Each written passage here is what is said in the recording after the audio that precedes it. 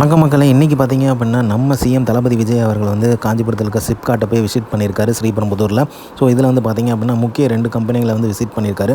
ஒன்று வந்து பார்த்தீங்க அப்படின்னா கிளாஸ் கம்பெனியான செயின்ட் கோலோபின் கம்பெனியை வந்து விசிட் பண்ணியிருக்காரு. அதுக்கப்புறம் ரெனால்ட் ரிசானை வந்து விசிட் பண்ணியிருக்காரு. ஸோ இந்த 2 கம்பெனியுமே விசிட் பண்ணியிருக்காரு. அப்போ வந்து பார்த்தீங்க அப்படின்னா வழி எங்குமே பார்த்தீங்க அப்படின்னா மக்கள் வெள்ளம், மக்கள் வந்து அந்த அளவுக்கு வந்து வரவேற்றிருக்காங்க, ரெஸ்பான்ஸ் பண்ணியிருக்காங்க. அது மட்டும் இல்லைங்க, ஃபேக்ட்ரிலையும் பார்த்தீங்க அப்படின்னா தளபதிக்கு அந்த அளவுக்கு வந்து ரெஸ்பான்ஸ் வேறு லெவலில் வரவேற்பு கொடுத்துருக்காங்க. ஸோ எங்கும் போகும் இடமெல்லாம் பார்த்தீங்க அப்படின்னா தளபதிக்கு மக்கள் வரவேற்பு பயங்கரமாக இருக்குது.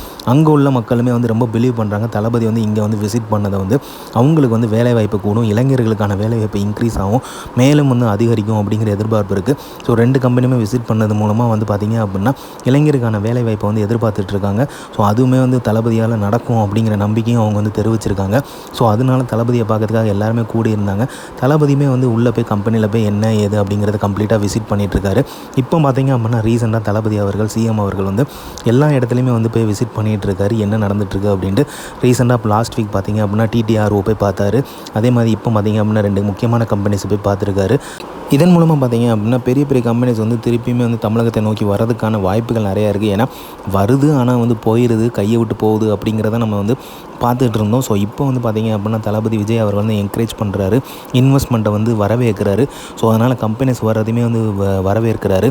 இதன் மூலமாக பார்த்தீங்க அப்படின்னா கரப்ஷனுமே அவர் குறைச்சிருக்கனால இன்வெஸ்ட்மெண்ட் பண்ணுறதுக்குமே தைரியமாக வந்து படுறதுக்குமே வந்து எல்லா கம்பெனிஸுமே ரெடியாக இருக்காங்க அப்படிங்கிற மாதிரி சொல்லப்படுது. ஸோ அதனால் வந்து இந்த விசிட் பண்ணியிருக்காரு. ஸோ அதனால தான் வந்து அங்கே கூடி இந்த இளைஞர்கள் எல்லாமே நம்புகிறாங்க வேலைவாய்ப்பு கிடைக்கும் அப்படிங்கிறத.